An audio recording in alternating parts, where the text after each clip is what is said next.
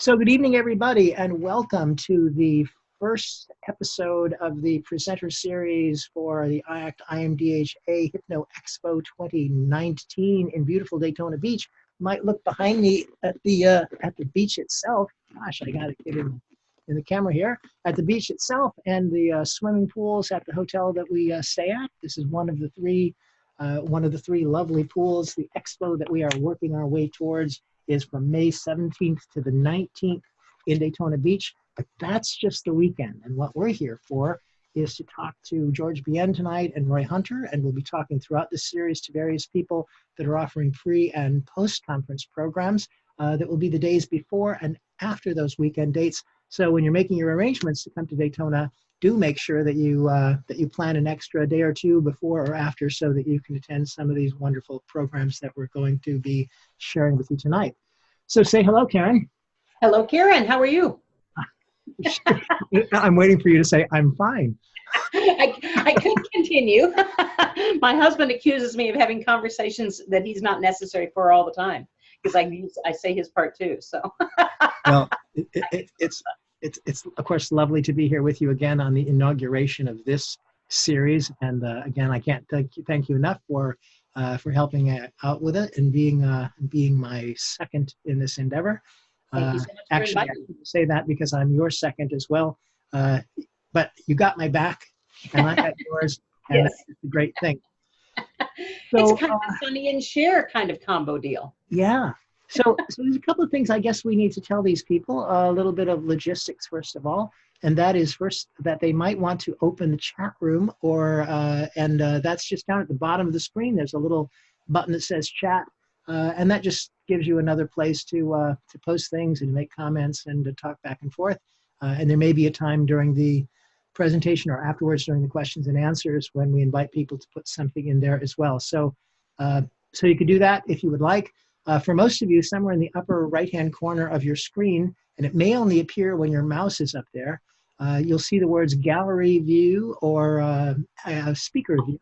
And you can switch back and forth between those two different modes. The speaker view allows you to see the person who is talking at the time, and it switches back and forth as the speaker changes. The gallery view lets you see on your screen everybody just like a Brady Bunch opening, and that's always exciting as well. I recommend for speakers, by the way, when you're doing a presentation on Zoom, it's really nice to be in gallery view because it's good to have an audience to talk to rather than just looking at a picture of yourself. So that said, I think that's probably all you need to know about the software. There's some other things in those announcements, Karen. You wanna I want to remind everybody that this does qualify you for CEUs with IACT and IMDHA. All you have to do is sign on and tell them that you spent this time with us, and they will give you your time back in the form of credits, education credits. So that's a pretty good deal. And I always like to mention, as a way of being just slightly snarky, that any of the more friendly hypnosis organizations will probably also give you CEUs for spending this time with us as well. So you might check out with your group. We know that we can get CEUs for you from the IHF and from ICBCH. And gosh, check with your group if you're part of something else, and you may be able to get credit from them as well. And, so go ahead. If you do, as Michael said earlier, if you have questions, put them in the chat room. At the very end, we may be able to open it up to questions, but don't count on that. So if you do have questions, put those down in the chat. Yeah. Yes, and what else? Oh, so we are being recorded, as I mentioned, and that recording will be available somewhere around noon tomorrow. It might even be quicker than that. Sometimes I get it done like during the night. But it will be posted in the IACT IMDHA forum, the Mind Matters forum, if you're a member and you go out there. It will also be posted in the virtual chapter group on Facebook, and the virtual chapter, of course, keeps all of those things as well in a YouTube group. So if you subscribe to the virtual chapter YouTube group, you will see them there. So because I know that George is going to say some wonderful things, and you're going to want to hear them again because you just won't believe your ears the first time. And so it'll be good to have a recording that you can refer back to. And with all of that, go ahead. And I think we have covered all of our official announcements. Our official announcements. So our unofficial announcement is to let you know I've got something really exciting to show everybody. And George, I'm going to open up your microphone now because I know that you're probably going to want to either comment or laugh or something about what I'm about to say, but then I'm going to introduce you officially as well. So your microphone is open, George. I'm almost afraid to hear this. Well, I'm going to share something on my screen that I really want everybody to see because it's too wonderful. Oh, wait. Yes, here we go. Oh, my gosh. Oh, my gosh. Here's a lovely picture of George Bien playing the guitar when he was 18 years old. Wow. Wow. Hey, I was cute. Yeah. Yeah. What happened? Oh, my God. Well, and what happened is his hair grew. I don't believe this. Oh, my gosh. Oh, my gosh. And then finally, he got in the band. So there he is in the back row, second to the left, inspiring us all in this lovely band called Inspiration. So I was looking for a picture of you, George, before we got started, and I just ran your name in Google, and that's what I found. Hey, where's the one with me and Bob Hope? I mean, yeah, well, I saw that one too, but some of these folks don't know who Bob Hope is. Wow, that brought some wonderful memories, actually. Yeah. Wonderful Great memories. photos, George. This looks like banquet entertainment to me. Yeah. Banquet entertainment. Yeah. I'm known for banquet entertainment. Okay, well, so let me tell them about you, George, and then we'll start asking you some questions. George, All right. George has inspired and changed the lives of hundreds of thousands of people worldwide. He's the principal trainer for the International Association of Counselors and Therapists and a lifetime member of IACT, and he conducts hypnosis certification seminars and training programs around the world. And at the expo coming up, he is going to be teaching a 5-day certified master trainer course, which is Wednesday, Thursday, and Friday before the conference weekend, and then Monday and Tuesday after the conference weekend. So a long stretch for you, George. That's 8 days worth of, or 7 days, I guess, worth of training. And I'm not getting younger, you know. So I actually get tired now. So we're really glad that you're with us, George, and thanks for joining us tonight and for talking to us. I'm glad to be here. So let's just get started with this, George. You have been conducting hypnosis training since the late 1980s, and you're the principal trainer for the National Hypnotists. So I'm wondering, between 1980 and now, the world keeps changing. You know, there's all sorts of stuff happening, and I'm wondering what, if anything, has changed since then? Well, you brought back again by saying a lot of memories. There's some wonderful and there's some not so good. So what has changed? I mean, there's an old saying that says that the only thing that's constant is the certainty of change. So things never remain the same, that's for sure. And hypnosis has changed, obviously, because then 2 days you become a professional hypnotherapist. You want to become a master hypnotist, another 2 days, and that was it. Those were the whole programs that I was teaching for NGH and then ABH. And like I say, it was fun. And but the difference also then was we were getting like 200 people in a seminar. I mean, the rooms were packed. And Dwight Damon, of course, the president of the guild, was excited. And Elsa Meldridge, the marketer, was, a brilliant guy just doing that. So at that time, there was, of course, NGH. There was HMI, another place which I was involved in, not teaching for them, but I studied at the Hypnosis Motivation Institute. John Kappas was one of my teachers also, a wonderful teacher. He's passed on. And it's just, by you saying that, brought back a lot of wonderful memories. But now things have been changing, and they've been changing dramatically. So it's like, what can I say? Other than first of all, the number of hours, of course, then from 220 hours now, of course, and that's really a good thing. So I'm glad that's upped, and I don't know if IACT's going to up it any further, but if they do, I could certainly understand why. I mean, let's say you become a medical doctor, you don't go in for a 2-day training. Although the way some of the medical doctors work, I think they only had a 2-day training. But anyway, so things are always improving, and that's a wonderful thing. And I know the Ottos for mega years, and they're people who are driven, and they really care. They really care. It's not about money. It's not that they don't need money. Believe me, they're loaded. But the thing is this: it's not about anything like that. It's really about caring about people and making a difference on this planet. And Robert and Linda have done that.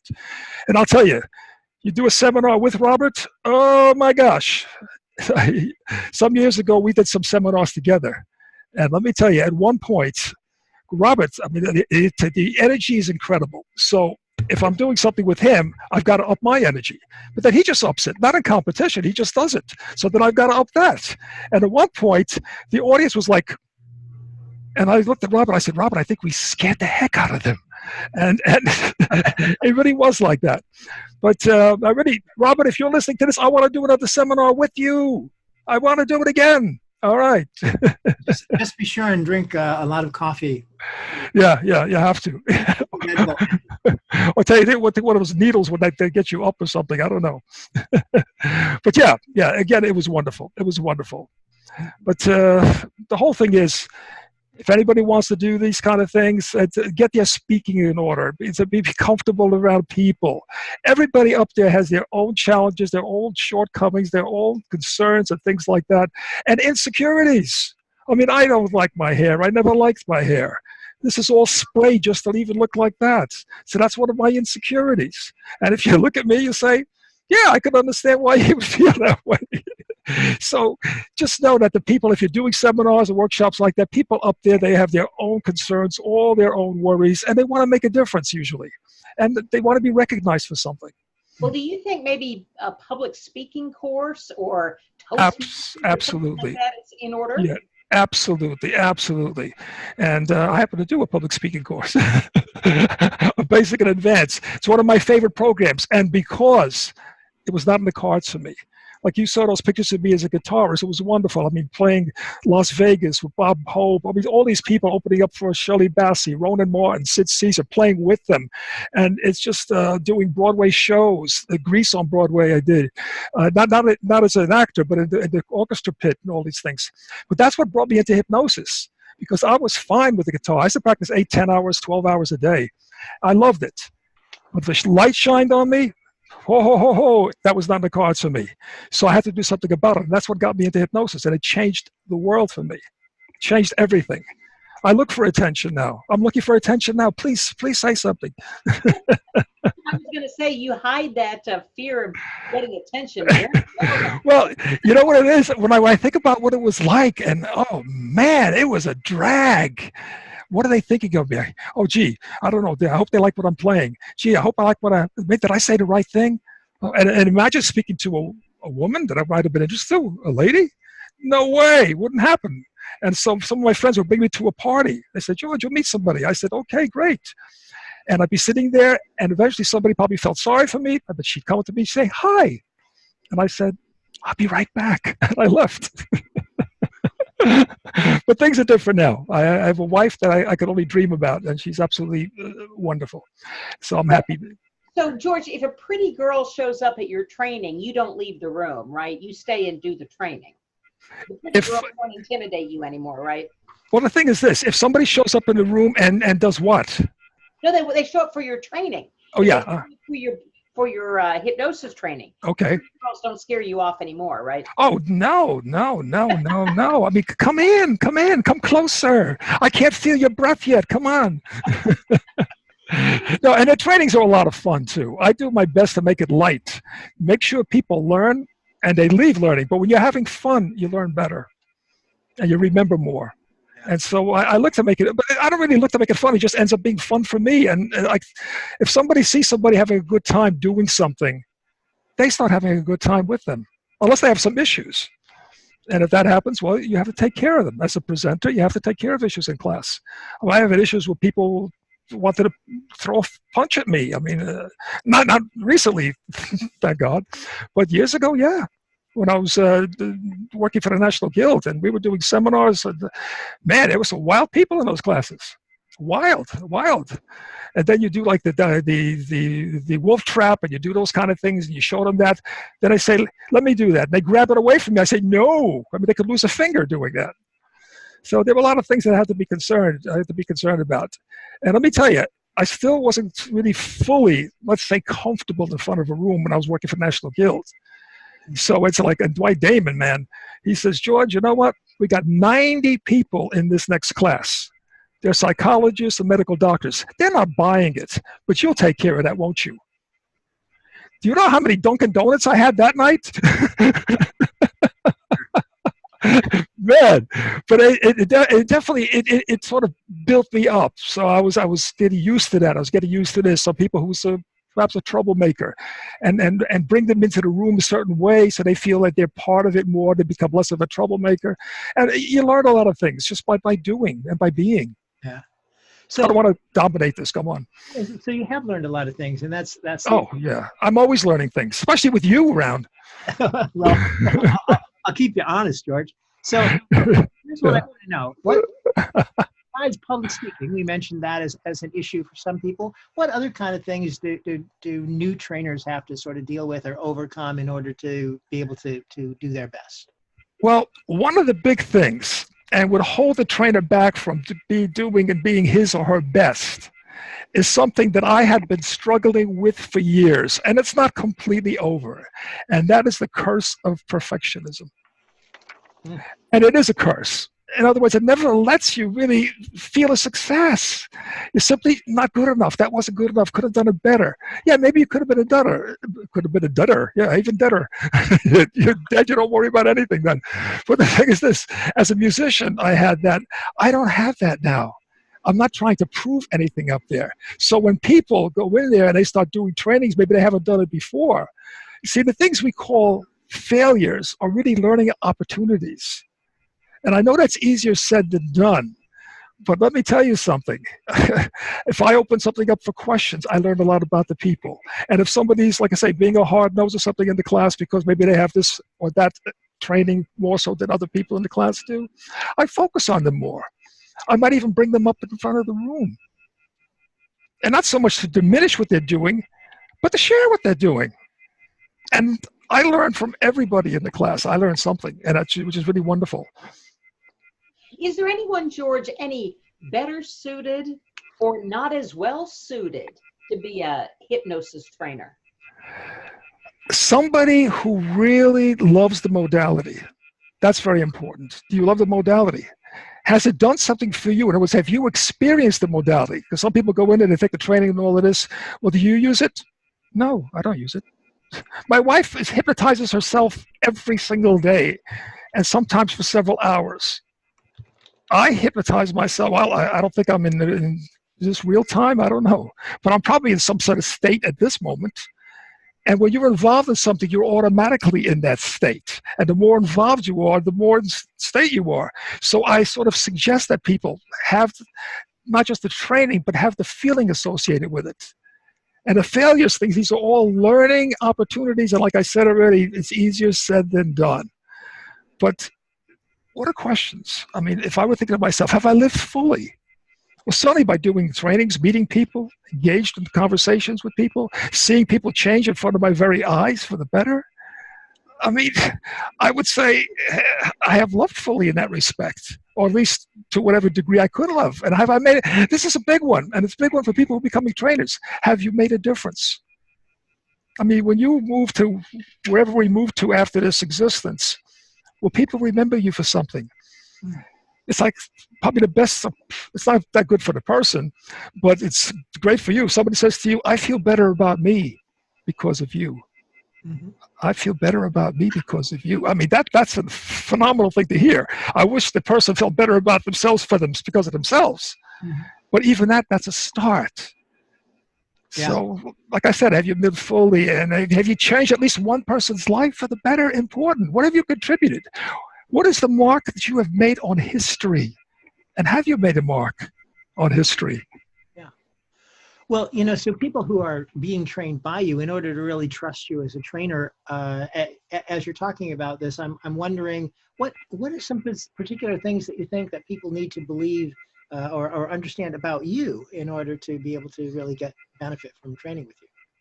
Well, the things that I have learned over time is, number one, not to be over analytical, because I was very over analytical.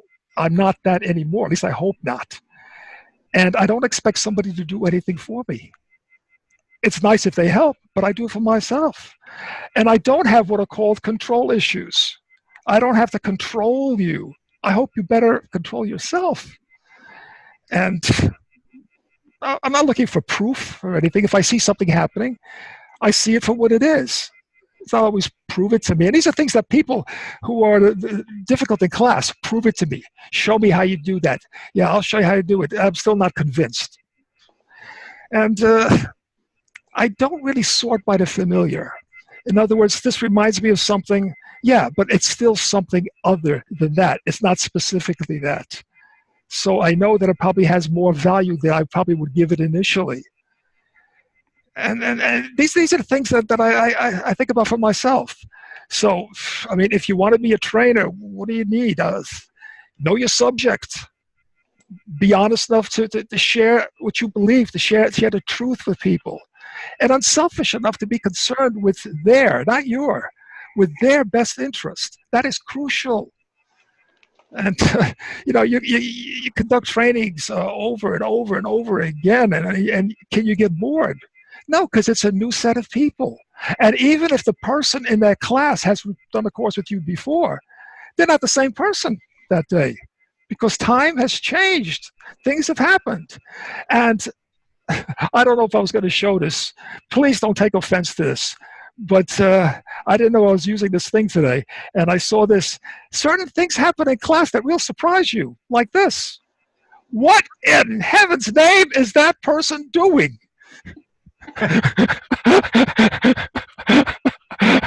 Let's get out of there. I'm using ManyCam right now. I usually don't for these kind of interactions. So I had that because in some of the trainings I use ManyCam a lot when I do the trainings. So that picture was in it, and I said, "What the heck is that person doing?" I won't touch that one. But anyway, it's not something that everybody does, and I certainly don't suggest you have that in your class as a part of an exercise. That was from Asia, by the way, from Malaysia. That picture. And what were they doing? Well, the guy presumably did a fast speed induction, and the guy happened to go with the other guy's crotch. But the thing is, he stayed there, and everybody looked very happy. So I don't know. I didn't say anything. I just took a picture of it. Well, now there goes your bid for the governor's race, George, right there. That's right. That's right. He warned you, George. Don't put anything on you that you don't want it to come. Oh man! So George, you've been doing this training, as I said, for a long time, since the 80s. Do you ever get bored? Do you ever feel like you're getting stale? Because as a trainer, I think that can be an issue for people, don't it? Yeah, and that's a very good question, because before the training, I might say to myself, okay, another training. There may be an issue in there. There may not be. Everybody may be fabulous, or you may have to work a little extra hard, but you'll have fun. But I find out you're just kidding yourself if you're thinking that way. It's always a new group. It's not going to be the same. And even if they took the training with me at a previous time, it's not going to be the same training. Because, again, the material might be similar or the same, but the way it's presented may have a switch or may have a difference in it. Because you're not the person who gave that training last year or last month. You're the person who's giving that training now. So it'll change. They're not the same persons. There might be a similar person in there. And you're not the person that you were yesterday. You're a different person. So at least I hope not. I hope that after this, I learn more things, as I've already learned a number of things. And the thing is that one thing is for certain is the constancy of change. Nothing remains the same. That's why you can't step in the same river twice, that old saying.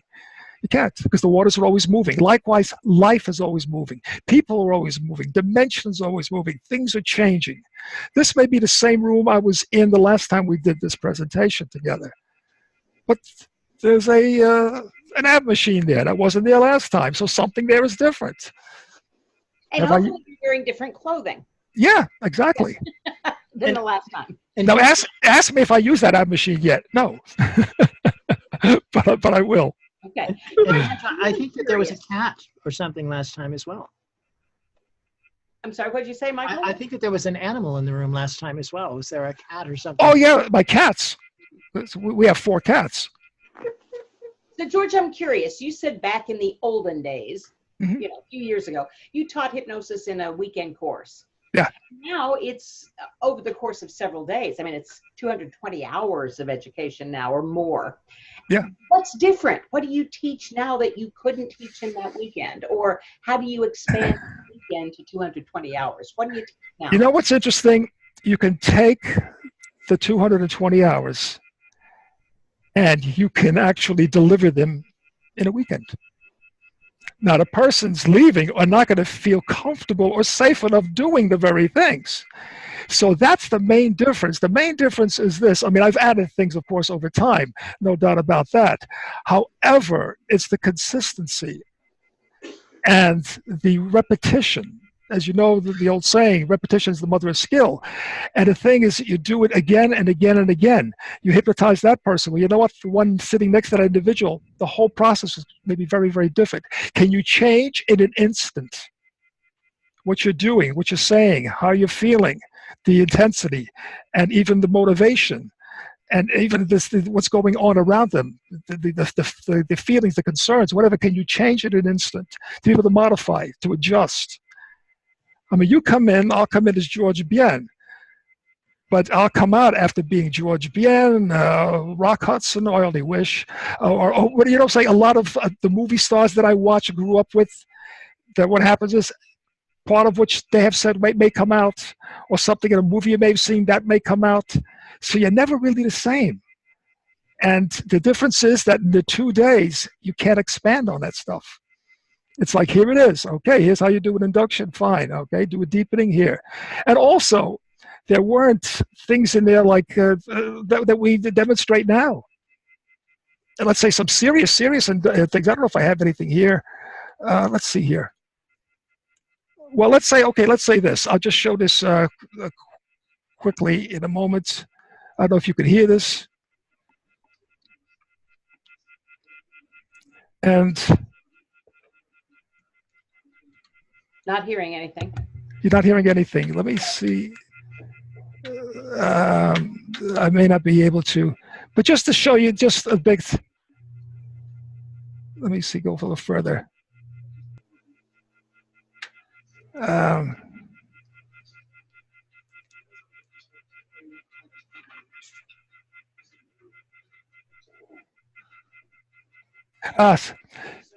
Sorry, I can't get the sound for some reason.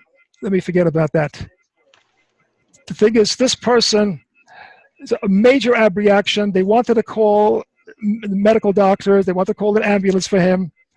And we'll just go a little further here. And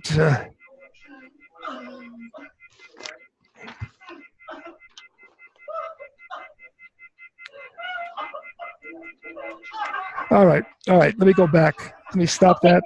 Put that in pause. We can't hear crying. We can't hear crying or wailing or something. I'd love for you to explain to us what that was. Yeah, that was a major abreaction. It just happened. Okay. And then the person says to me after this whole thing, by the way, as I said, a medical doctor asked me, should I call an ambulance?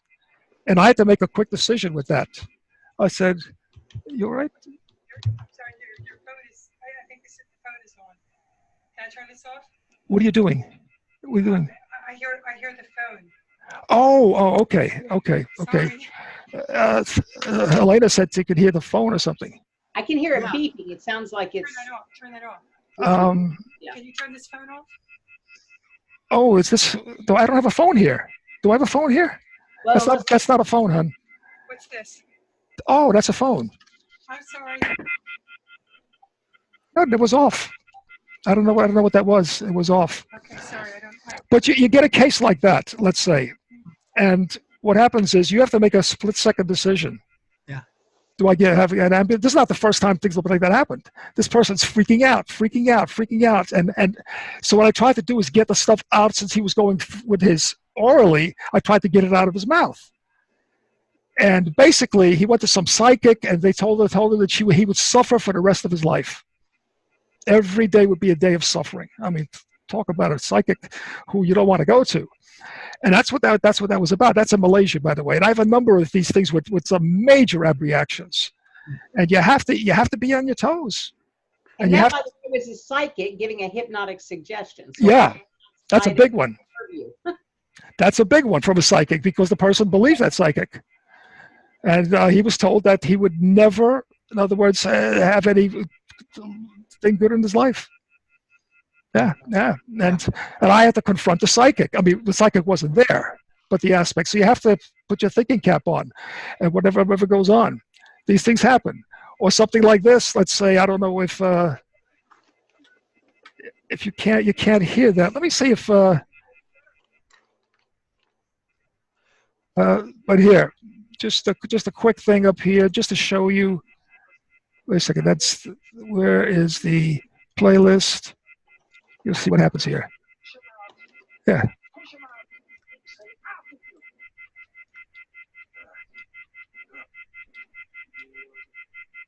Oh, wait a second.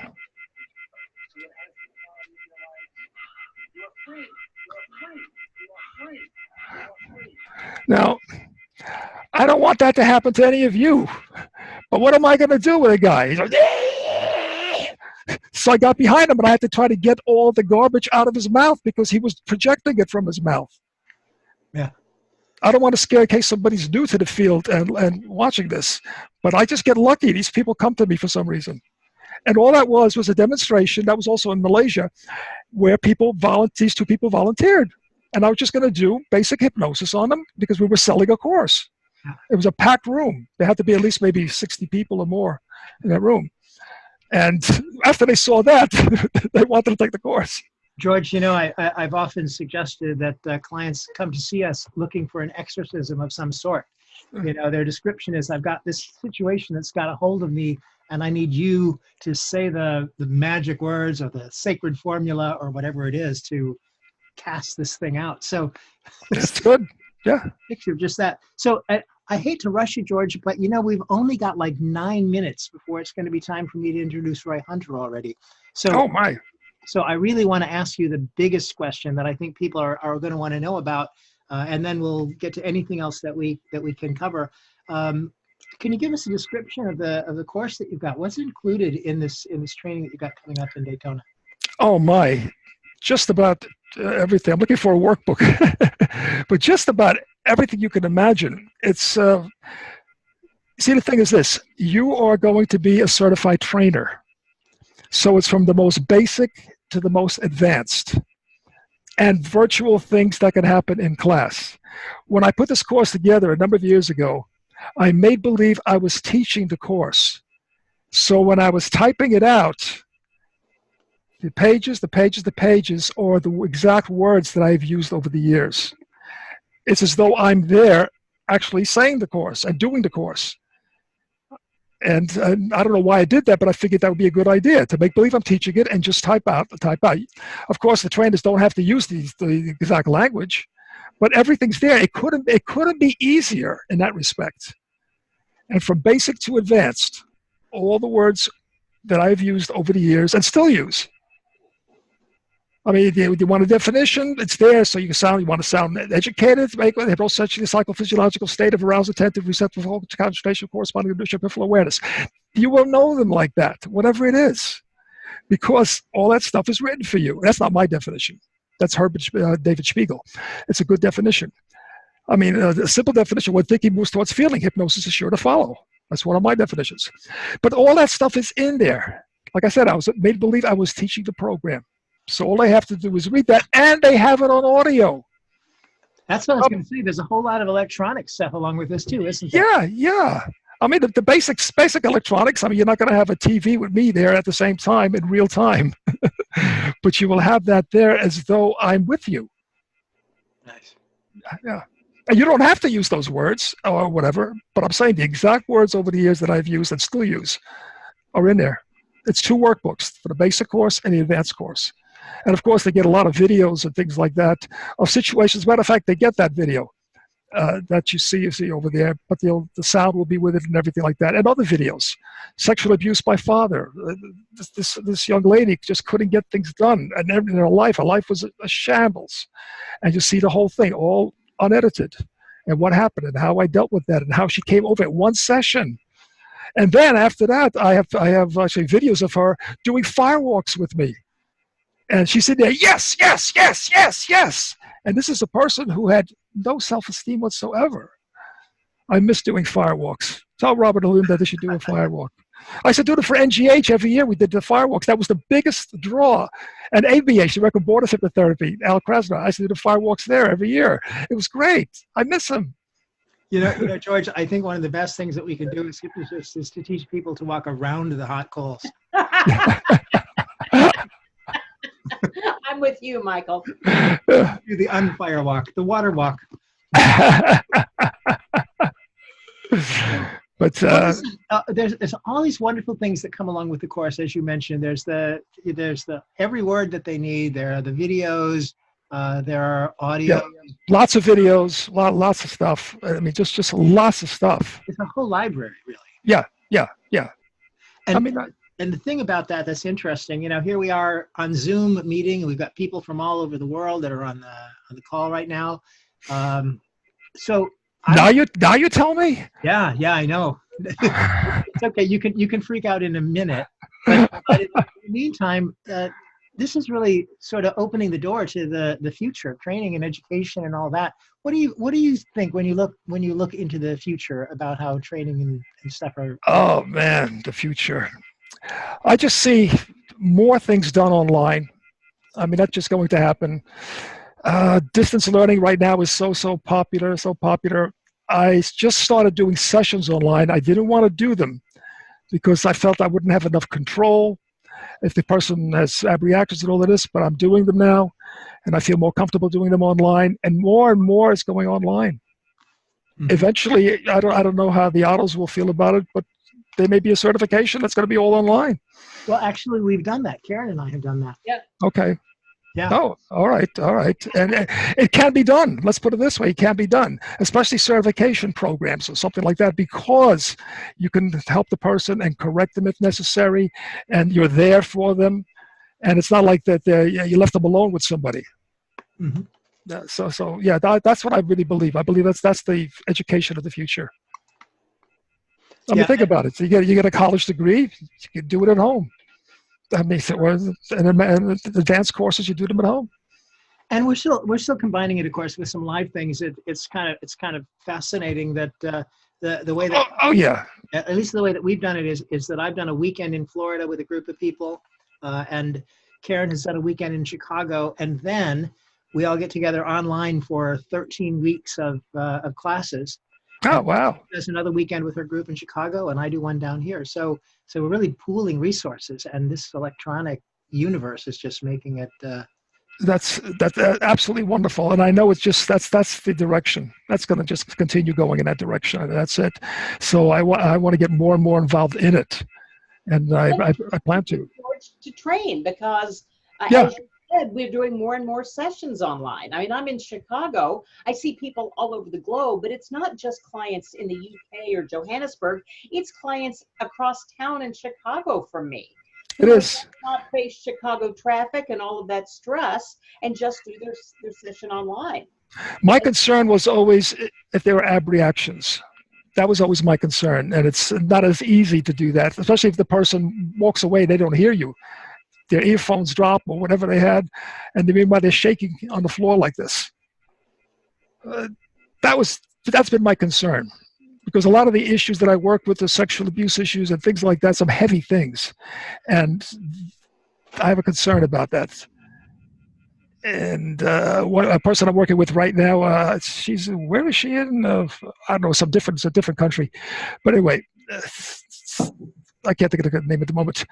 But in her case, it's a case of sleeping and difficulty sleeping. And I'm happy to say she slept 5 hours the other day, which is really, really, really good. That's after three sessions we did already. But things like that are fine. But again, if there's an abreaction, I'm concerned. I don't want to scare anybody. George, you just did. Well, some people need to be scared, George. Yeah. No, that's true, but it's definitely going in that direction. And I mean, I'm excited about that because, like I said, and you said, that we could reach people we otherwise could not have. Yeah. And especially in trainings. and our audience becomes accessible, wheelchair accessible, for example. Or I do client work with homebound people that couldn't ever get into an office to see a hypnotist. So it's so true. It's true. Oh, that person is Quasar. Is that a place, Quasar, or something like that? Quasar. Quitar. Guitar. Quitai Neil.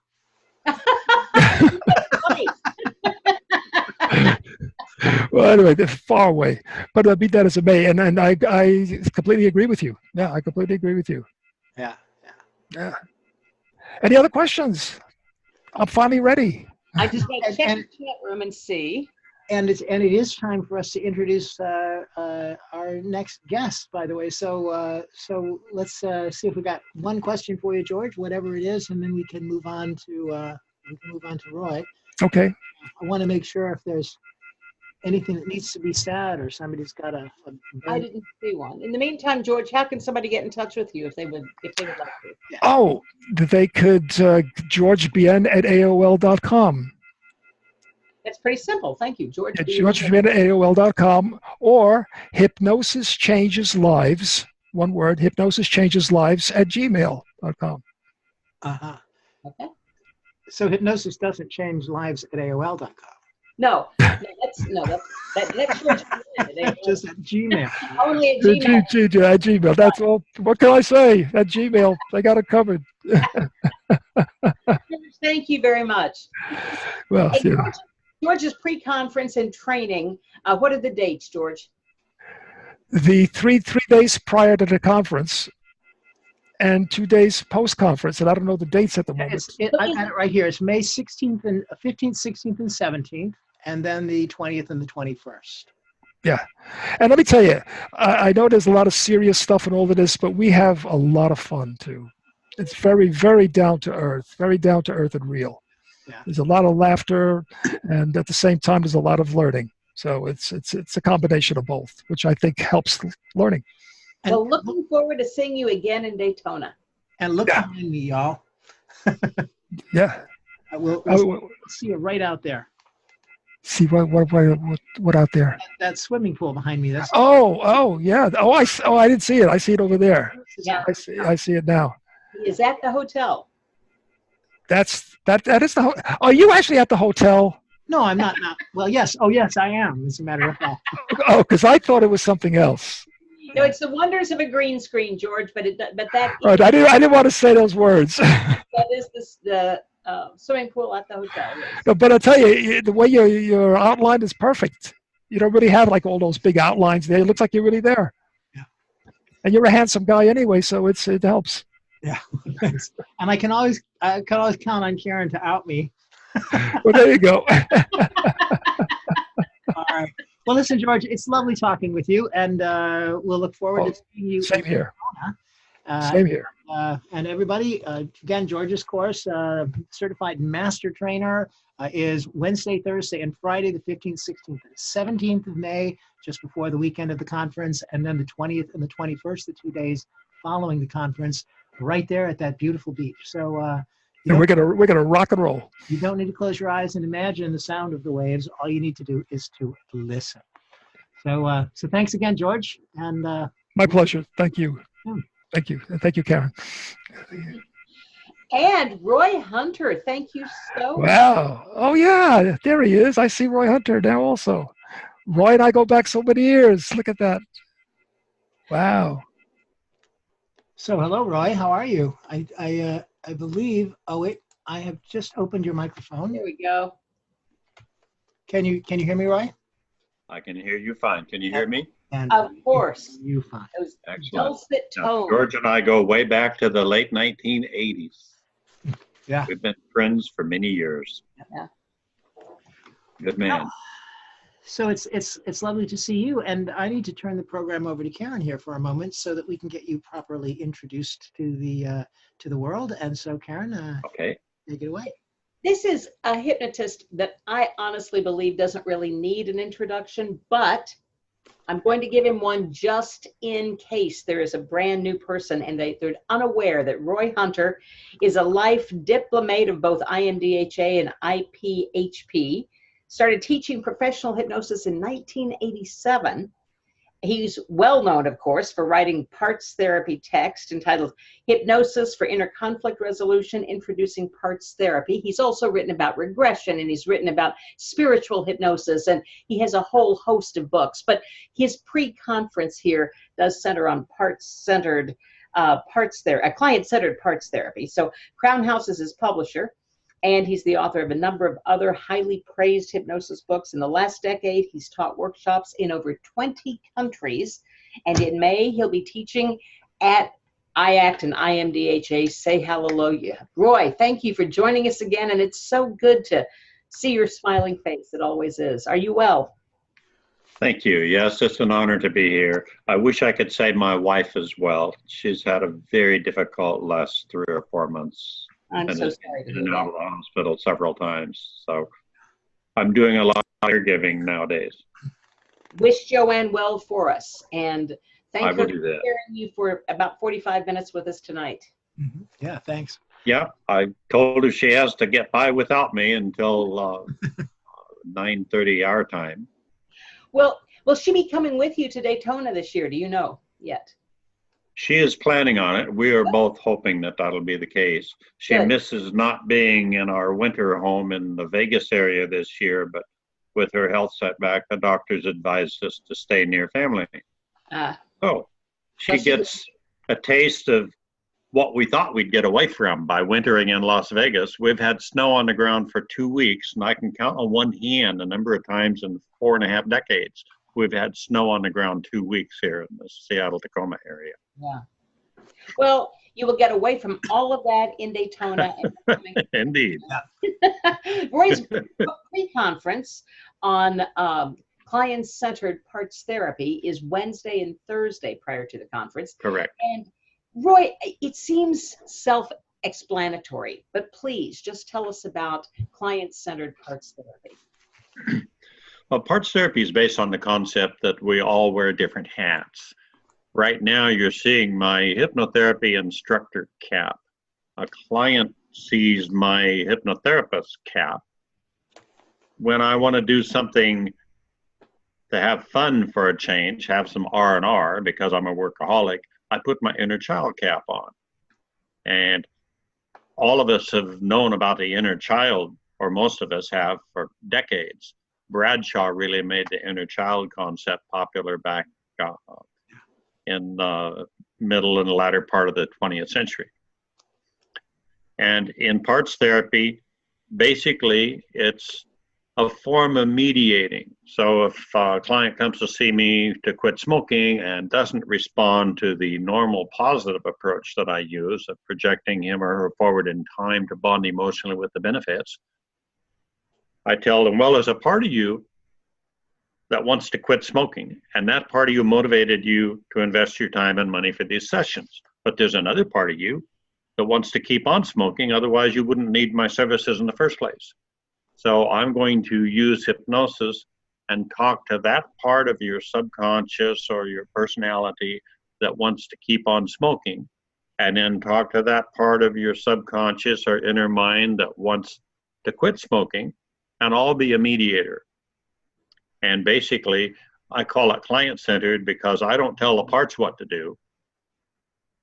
I help each part come up with its own requests and act like a mediator and help resolve the inner conflict. So hence the subtitle of my book is Introducing Parts Therapy, but the title is Hypnosis for Inner Conflict Resolution, because in essence, that's what parts therapy and all of its variations do, is help clients resolve inner conflicts.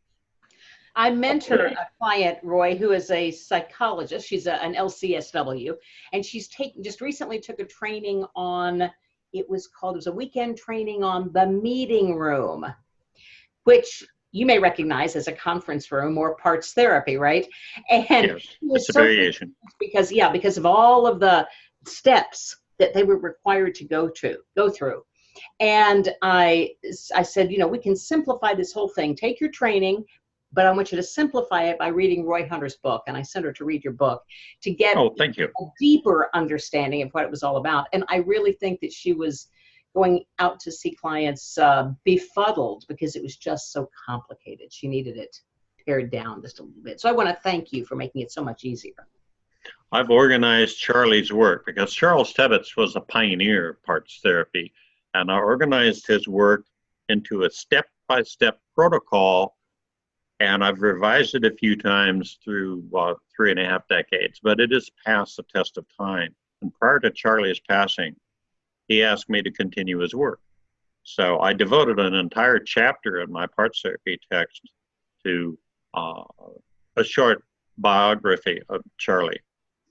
And I believe, even though he's well known for having been the pioneer of parts therapy, he also is legendary for client-centered hypnotherapy, which means fit the technique to the client instead of trying to fit the client to your own pet technique. Because while parts therapy was his favorite technique, he didn't use it for all the people all the time. If regression was indicated, he would use regression. For example, when someone sees me for fears and anxieties, I will generally choose regression to discover and release the initial sensitizing event and the activating event, which sometimes are one and the same event. Sometimes those two events can be separated by days, weeks, months, or years, or in rare cases, decades. Sure. A lady saw me 5 years ago for fear of flying, and her initial sensitizing event happened as a child, but the activating event happened in her 40s. So you just never know for sure what is going to happen. But I love parts therapy for helping clients resolve inner conflicts. I also use it for medical situations. For example, one of the things that helped me personally realize how valuable it is was after studying it and learning it at Charlie's, I was enthused when I saw Charlie work with somebody who had migraine headaches for decades. And since I suffered from migraines from age 6 up through age 40 when I studied at Charlie's, I got very excited about the possibility of being able to overcome migraines. We're talking about 2 or 3 a month. Some of them were so bad I would literally spend the day in bed, and when I had a full energy migraine, they were totally disabling. I couldn't do anything. I couldn't even sit up and watch TV. I just had to put some real soft, gentle music on and go to bed and hope and pray I could go to sleep the sooner the better to get out of the pain. Yeah. And I suffered with these, figuring I just had to carry that cross for the rest of my life. But one parts therapy session helped me overcome them permanently. That made me a real believer out of parts therapy. Yeah. Because the part of me causing the headaches called himself the judge. And the judge was punishing me, so the psychodynamic was self-punishment. And by the way, I do go into the 7 psychodynamics because it's important to know when parts therapy is indicated if it's not obvious. But the judge was punishing me for not being perfect. So if I got 98% on a final exam in a class at high school or college, I would go home with a horrible headache. I didn't know why at a conscious level, but it was because I didn't get 100%. 98% wasn't perfect. And the lady who was facilitating my parts therapy was a devout Christian, and I can still remember her bursting out in laughter when the part that wanted to overcome the headaches told the judge, the only man who was perfect got nailed for it 2,000 years ago. So the judge, that was a very negative part from age 6 until age 40, has been that part of me that motivates me to do my best. And the judge has been very valuable in helping my books be good enough to be published, because I want them to be better than good. Yeah. And apparently they have been, because I've had so much good feedback on them over the years. Yeah, well, I think your books, Roy, are the definitive ones throughout the industry. If people talk about this, they talk about Roy Hunter.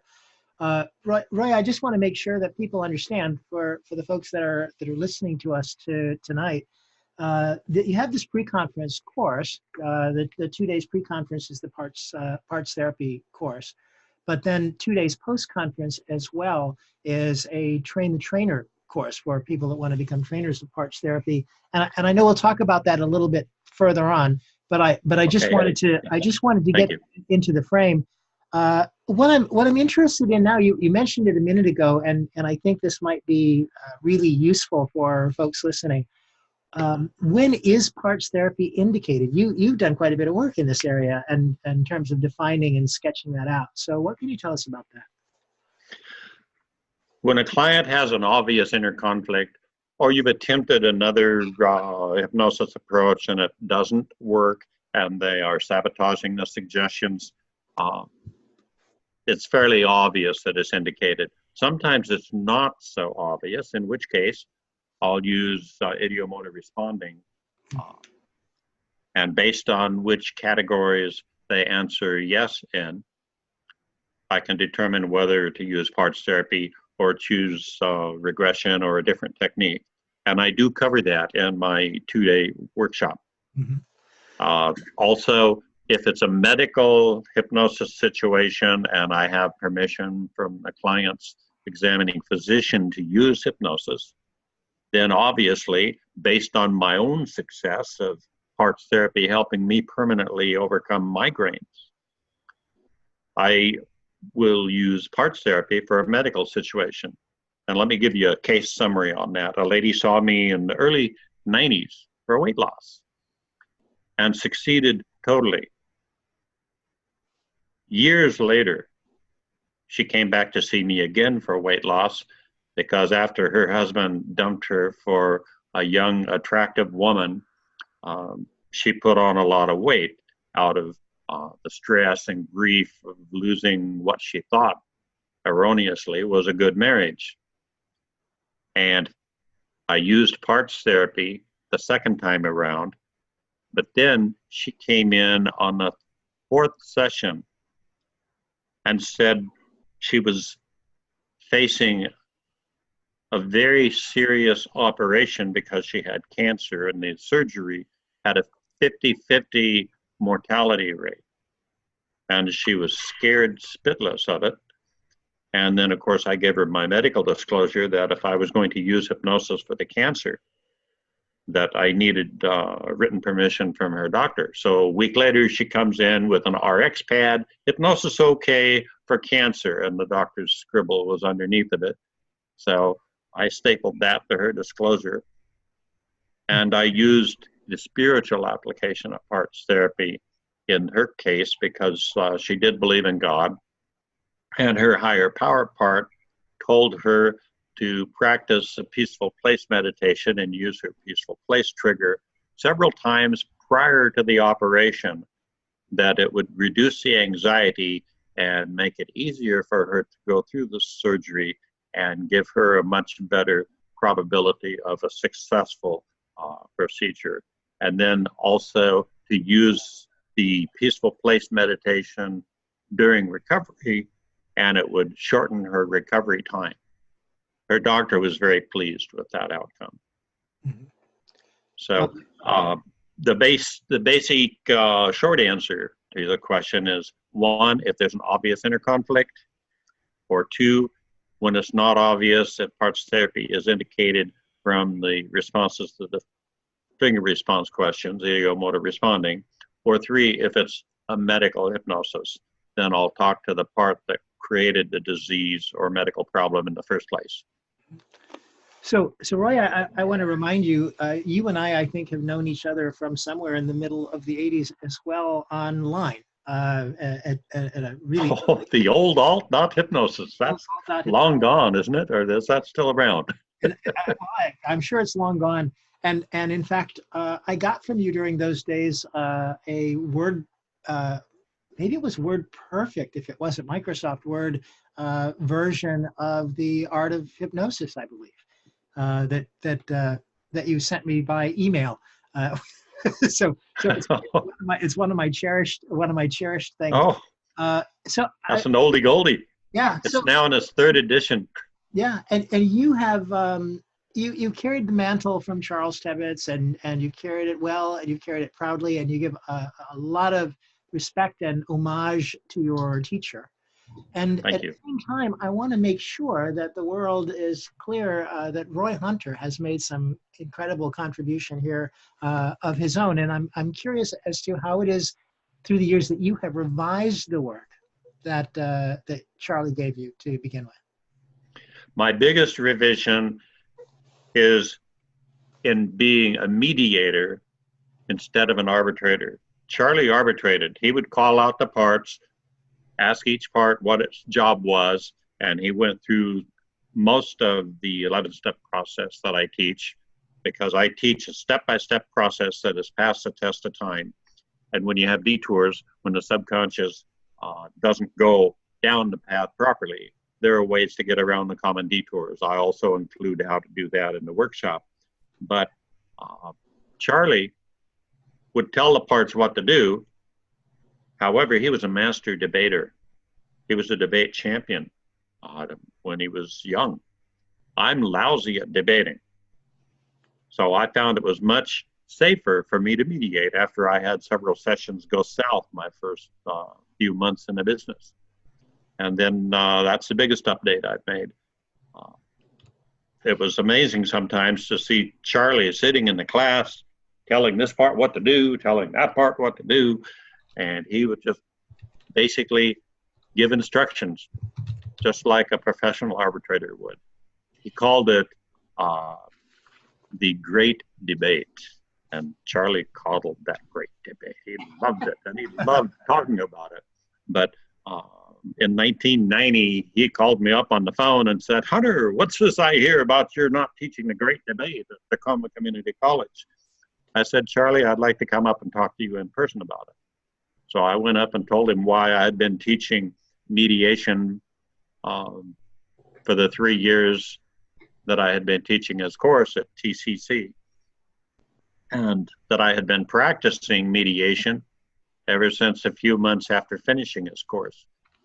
And when I finished telling him why, he leaned back, and he was already the recognized pioneer. He was already in his mid-80s, and scrapped this bogus lie that you can't teach an old dog new tricks, because Charlie looked at me and said, "Hunter, if you have found a better way to practice parts therapy and to teach it, do so with my blessing." That took a lot of integrity from my mentor, who was the recognized pioneer of parts therapy, to tell me that. But one of the things I respected about Charlie was that he gave credit to others where credit was due. Even though he didn't like certain things about Milton Erickson, he frequently credited Milton Erickson when I learned from him, and he even had a video, an old video of Milton Erickson hypnotizing a woman through the hand-to-face induction technique. Charlie also, at one time, was part of Gil Boyne's organization, and even after Charles Tebbets and Gil Boyne had a parting of the ways, not only professionally, but they scrapped each other's friendship. That's how bad their disagreement was. Charlie still gave Gil Boyne credit where credit was due. And for example, even though Gil did discuss parts therapy, Charlie is the one that pioneered parts therapy. Mm-hmm. But Charlie told me himself that he learned regression therapy from Gil Boyne. Gil learned it from the work of Dave Ellman. So in a sense, I'm third generation Ellman in the way I do regression, because Gil learned it from Dave Ellman's book. Charlie learned regression from Gil Boyne. I learned regression from Charlie. But I believe in being as gentle as possible and allowing the client to abreact in his or her own way. and I don't want to digress on regression because that's not the purpose of the workshop, but I do, since sometimes a parts session will digress into a regression, I do spend about 30 to 45 minutes discussing the importance of avoiding inappropriate leading when I teach the parts therapy workshop. So that's also something important to understand. So I go through the background information. I also talk about the variations of parts therapy because it's not the only game in town. John and Helen Watkins, decades ago, came up with ego state therapy. Mm-hmm. And Gordon Emerson was their protege, or is their protege. So he wrote a book on ego state therapy, which was published by Crown House in 2003. And I used to require my students to purchase that book as well as the parts therapy book, because ego state therapy is so similar to parts therapy. But when I taught parts therapy in Melbourne, Australia in 2007, I was flabbergasted to see Gordon Emerson in my workshop with several of his ego state therapy graduates. I didn't even know at that time which country he lived in. So imagine my surprise when he comes to my workshop. Yeah. So we've been friends ever since. We hit it off really well together, and I was very honored and pleased that he wrote the foreword or the preface for the Art of Hypnotic Regression Therapy that Bruce Eimer and I co-authored. Nice. Nice. And Maury, we were talking a moment ago about psychologist that I'm working with, and she got a psychology school training on the meeting room, which you called a variation. There are other variations of parts therapy. Yes. Doesn't that indicate that parts therapy, you mentioned other ego states, and it's gone really mainstream. I mean, it is a mainstream element. Yes, it is. So it's credible. After Gordon took my workshop, he loved the protocol that I organized and updated and revised through the years, because ego state therapy didn't really have a set protocol. So Gordon, being a psychologist, evolved ego state therapy into what he now calls resource therapy, and his protocol is in-depth, and it makes mine look very simple by comparison. But nonetheless, I was happy when Gordon gave me an autographed copy of his book, Resource Therapy. Sure. But then again, he sees people long-term, and as a hypnotherapist, I see people short-term. Yeah. But then there are other variations. Some of you have heard of voice dialogue. It's not as well known now as it was 20 years ago. And then there's another technique that is actually evolved, or let's just say its ancestor was the parts party. For some reason, her name slipped out of my mind. Virginia Satir. Yeah. Anyway, she made that well known many decades ago. Mm-hmm. And then she met either Bandler or Grinder, I forget which one. Maybe you know the answer to that one, Michael. And as a result, the NLP community had parts integration, which was the child of Virginia Satir's work. Now they have the 6-step reframe, which is a grandchild of Virginia Satir's work. So that's a variation that is fairly well known in the NLP community. And the concept is out there. So Charlie's idea wasn't new, but what is amazing is that in thousands of years of recorded history, consider that it's almost instantaneous that at the same time Watkins came up with ego state therapy for the mental health field, Charles Tebbets came up with parts therapy for the hypnotherapy field. Mm-hmm. And another interesting coincidence is that Charlie initially called the parts ego parts, and then he dropped the ego parts and just called them parts. And here Watkins called them ego states. Now, how strange is that? But Charlie did not know the work of Watkins and Watkins because I believe he would have given them credit as he gave Erickson and other people credit, whether or not he knew them or liked them. And when I met Gordon Emerson, I told him about Charlie not crediting Watkins and Watkins. And Gordon told me that to his knowledge, Watkins and Watkins did not know the work of Charles Tebbets either. So neither one took it from the other, although in 1990 I got a very nasty email. Oh, I take that back. In the late 90s, I got a very nasty email from somebody who said, "You've been teaching parts therapy, and you don't give credit to the man who innovated it." And he gave some name, I don't even remember the name after all these years. He said, "This man innovated it in 1990, and you stole his work." And I sent him an email in response and said, "I not only learned parts therapy in 1983 from Charles Tebbets, who was the innovator of it and the pioneer, I started teaching parts therapy the year before your so-called originator invented it. So how do I know he didn't take it from me or Charles Tebbets?" I never got a response to that email. I'll bet not. Wait, I want to come back in just a moment to your post-conference, Parts Therapy Train the Trainer. Okay. Moment. But I want to break off for just a second and ask for something different. I know on Sunday evening, you're going to do a workshop on 6 categories of inductions. And I'm curious about the categories you classify as inductions. I'm also curious if there's time for you to quickly share your confusion technique induction with us, because George BN tried to one up you with that induction that he did with the picture he showed us earlier, and I didn't know if that was a confusion technique on his part or not. I'd love to hear about your confusion technique in this inductions workshop you're going to do. Well, the induction workshop is based on the fact that Charles Tebbets taught that there were 6 basic categories of inductions.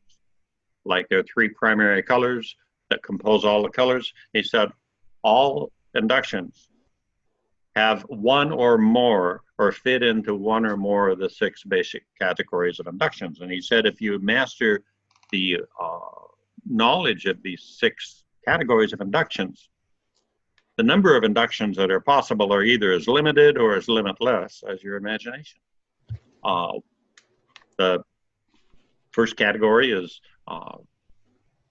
used to be called progressive relaxation, but I basically expand it to include any type of induction that incorporates relaxation where the client does nothing but relax and close his or her eyes, whether or not you include guided imagery. Second category of induction comes from the 1800s, and that's eye fixation. They used to call it the fixed gaze method. Third category of induction is mental confusion, where you give suggestions that are illogical to the conscious mind and slide in suggestions for the subconscious to go into hypnosis while having the conscious mind work to try to find the logic of something that is not quite logical, such as missing numbers, or Charlie said that Milton Erickson sometimes would include incomplete sentences with grammatical errors to help enhance the mental confusion. The fourth category is mental misdirection, which is use of a suggestibility test or a hypnotic condenser used as an induction rather than simply as a pre-test to help test somebody's suggestibility. For example, the one I use when I use the mental misdirection is the imaginary water bucket. Bucket of water in one hand, filling up with water, see the water pouring in, hear the water splashing, feel the bucket getting fuller and heavier, heavier and fuller, and imagine other hand holding 100 helium balloons. And the more you imagine a bucket of the balloons, the greater the difference. And then I just expand on that. But I never use a suggestibility test as an induction unless I ask the magic question first: are you ready to be hypnotized? And I think almost every hypnosis instructor in the world refers to it as the hypnotic agreement or the hypnotic contract. We have slightly different words for it. But in other words, I believe it's important to ask for permission before you do a formal induction. And then another category is the loss of equilibrium, which involves rocking back and forth.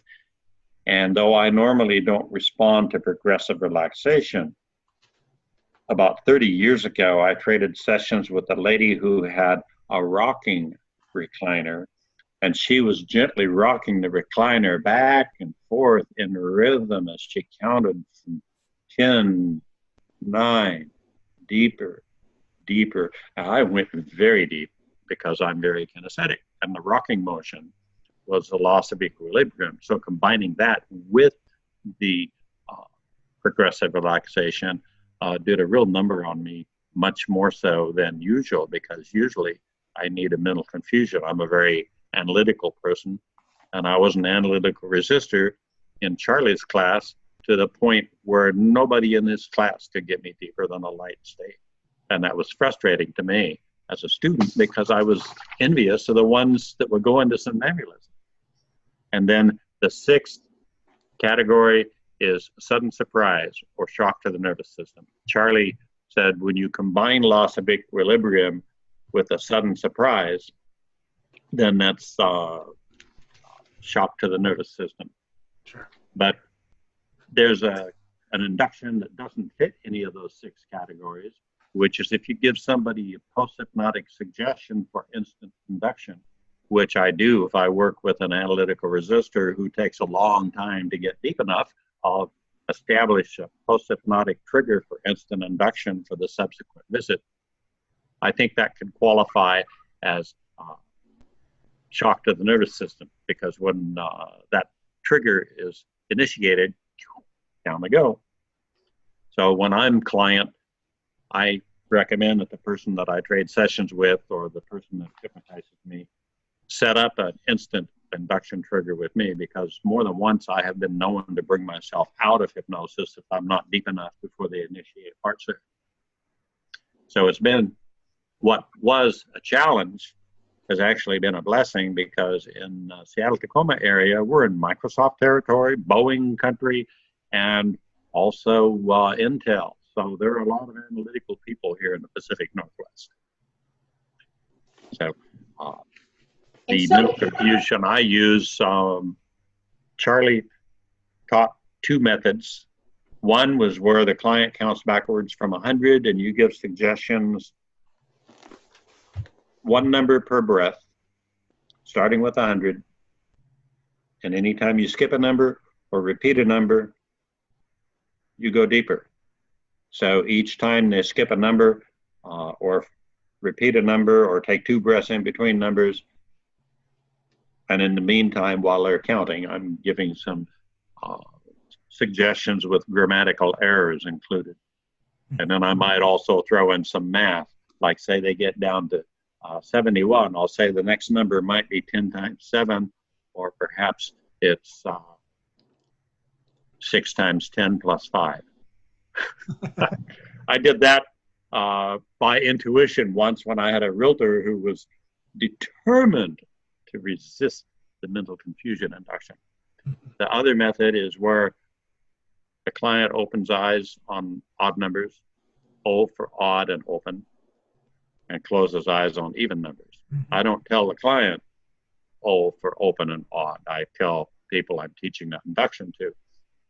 And then as I start counting, I'm counting every number through most of the 90s, and then either in the low 90s or high 80s, I'll skip a number.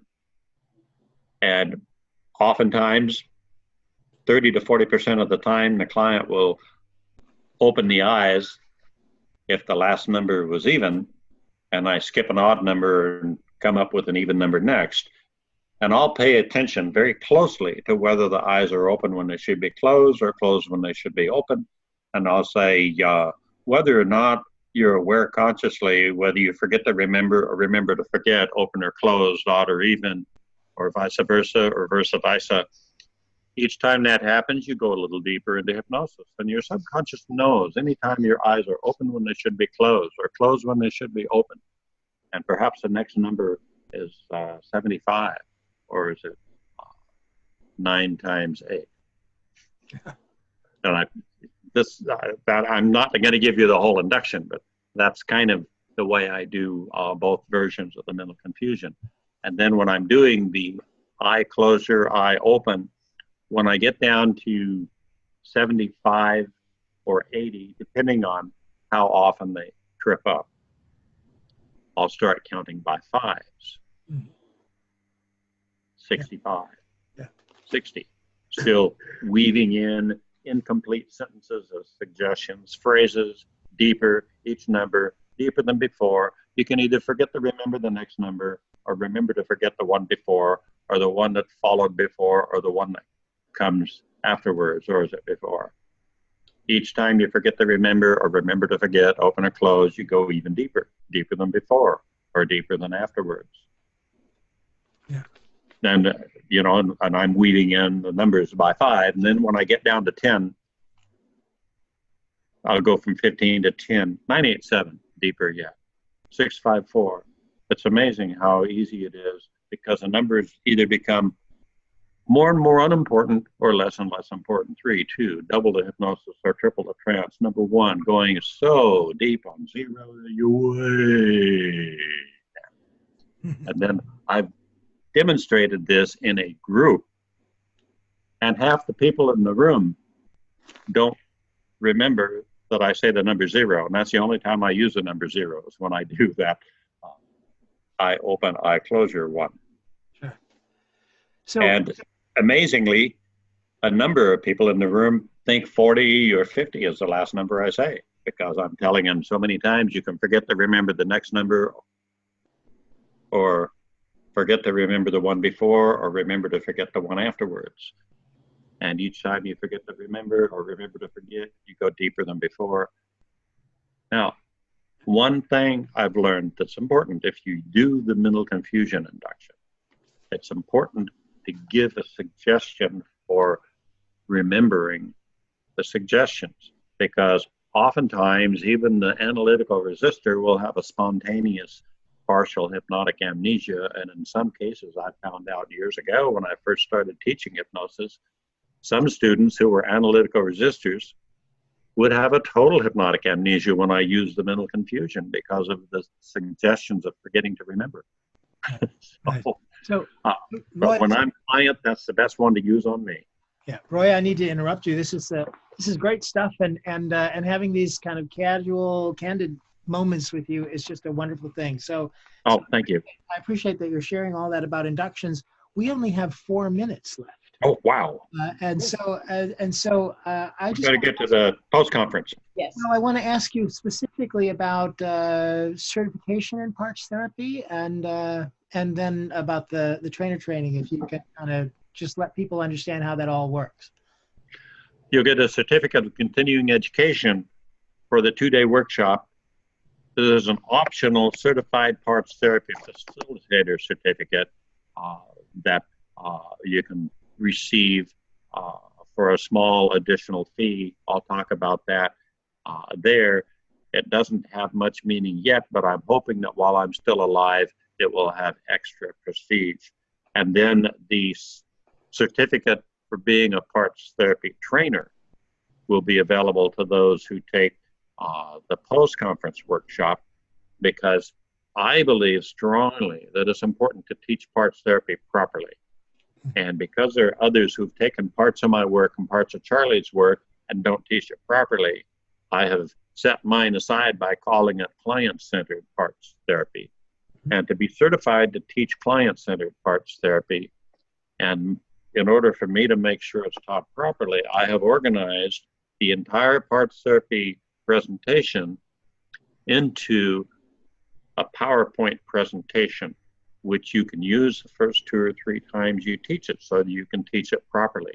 There are some voiceovers on there by me, and since parts therapy also can be used for chronic pain patients, Bruceheimer also has a voiceover on there for the section of the workshop that is devoted to parts therapy for chronic pain. Nice. And I never needed parts therapy for chronic pain, although it helped me permanently overcome my migraines. One of my motives for going into hypnotherapy was receiving hypnosis for pain after a permanent back injury in 1981. So I have a missing disc in my lower back, but I've been able to tame the pain to a tolerable level for decades. And that made a real believer out of me in the power of the subconscious. Well, and it's all been very fascinating, but here we find ourselves at the very end of the program. And you have made a real believer out of us, Roy, and Thank you. George Bien as well. What a wonderful thing! It's so amazing that when this series begins, because the two of you have the longer programs, and it's just how our calendar works out, that we get a double header with with two of the most renowned hypnotists that we could hope to be talking to. So thank you so much for being with us, Roy, and we'll look forward to seeing you in Daytona if our paths don't even cross somewhere before then. But just around the corner, isn't it? Thank you. Can I say something about George while he's still with us? Oh, go ahead, because I taught parts therapy in Singapore several years ago. I found out that the psychiatry department, which sponsored me to come there and teach my basic as well as parts therapy, raved. They went on and on about what a wonderful trainer George Bien is. I don't know how many times you've been to Singapore. I know more often than me, but you are well respected in Singapore, George. Well, thank you for that. You're very kind. I might even add in, George, that I was teaching a class in England a number of years ago, and there were a few folks there from Singapore, I believe, as well. And, wow. And they were George Bien, George Bien, George Bien. Oh, listen to this. So the world is cheering for you. Well, it's true. They're very sweet. They're very nice. Thank you for sharing that. And both of you have been wonderful tonight. We really appreciate you sharing your wisdom with us, and we look forward to seeing you in Daytona for pre-conference, post-conference, and events throughout the conference. Thank you. To me, hypnotherapy is not just a career, it's a passion. It's my life path. Yes, it is. Thank you, Michael, very much for hosting us all. Oh, sure. And thank you for your assistance. I might add, before we say goodnight to everyone and give them all a chance to say goodnight, as we tend to do anyway, that we will be back here, same time, same bat channel, a week from tonight, where we will be talking with Bruce Eimer about preventing anxiety and depression with hypnotherapy, and Don Pellis about core transformation. So 1 week from tonight, be there or be square. It will be a lovely experience. So we hope you can all join us. And thank you for joining us tonight. So I'm going to open up all the microphones. Going to open up the microphones so everybody can say goodnight all at once. Good night, everyone. Microphones are open. Good night, all. Okay. Good night, everybody. Good night. Thank you so much. Thank you. Thank you. Welcome. Good night. Hey, look at that cat. We're not the only one that has a cat.